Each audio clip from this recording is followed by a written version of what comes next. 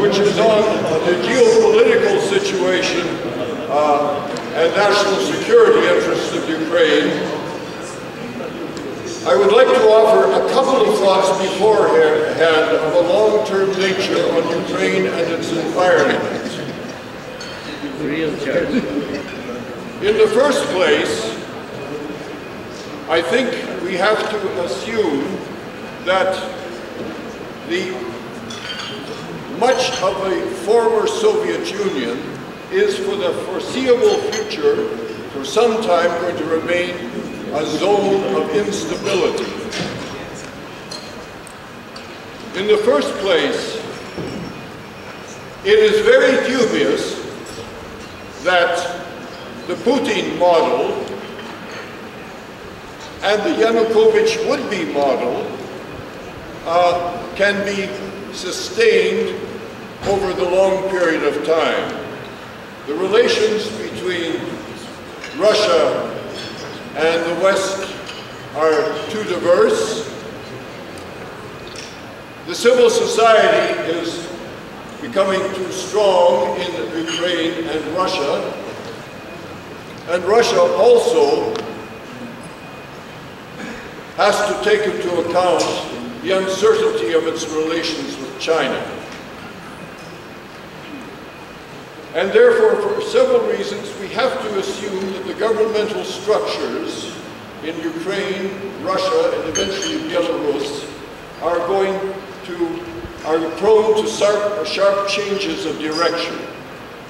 In the first place, very few countries have managed on their own to make the transition to democracy, from dictatorship to democracy, without a relapse at least once. And we certainly have been seeing this in Russia and Ukraine.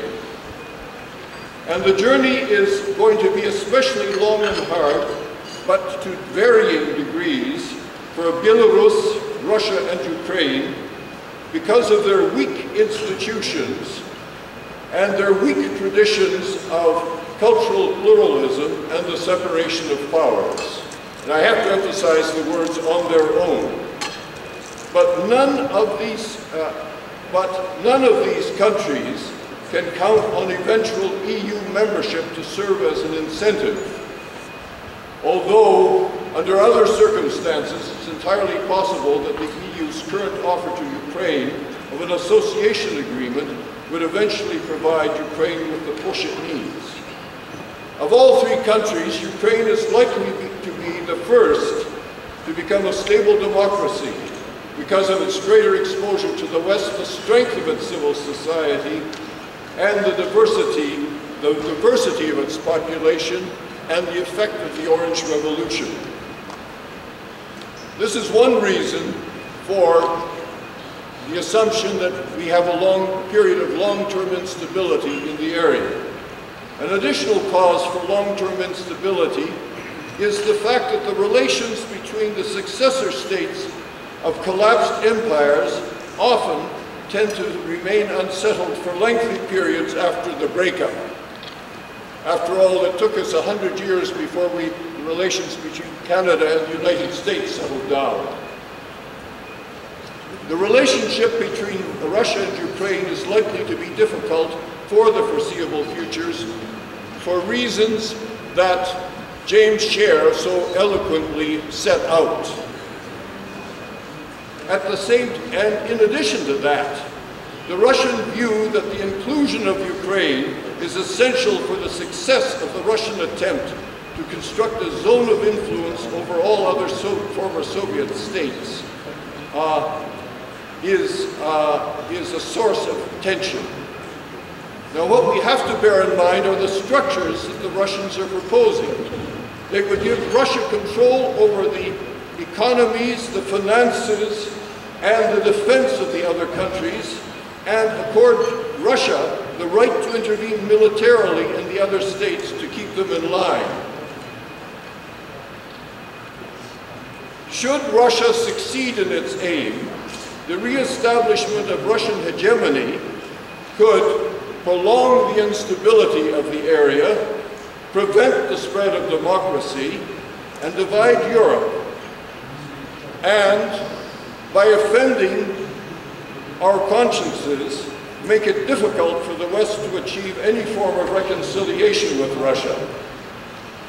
We must recall that the Second World War and the Cold War each arose out of the West's opposition to the attempt by successive principal powers in the area, Nazi Germany and the Soviet Union, to dominate the East European states. It is something, I suspect, that the West is not prepared to accept now either. In view of these factors, the West has to be prepared for a long-term engagement in the area if it wishes to contribute to stability in Eastern Europe and eventually overcome the divisions of the continent. The West has to recognize that treating relations with Ukraine is a function of the relationship with Russia, which has been a tendency of both French and German policy, could have negative consequences both for Ukraine and for the region as a whole. If we want an independent Ukraine, we have to treat her as such. On the other hand, the long-term independence and security of Ukraine depends on establishing some form of a modus vivendi with Russia. This may not be possible at the time, for the time being, but we have seen cycles in Russia's relations with the West in which at times it has sought an understanding with the West because of its concern with China. China has not disappeared, and the Russians at a certain point probably are going to have to turn to the West again. With these thoughts, I would like to introduce our first speaker. We are delighted to have someone of Mr. Nalivaychenko's qualities as a former head of the National Security Council and as a prominent member of our Ukraine.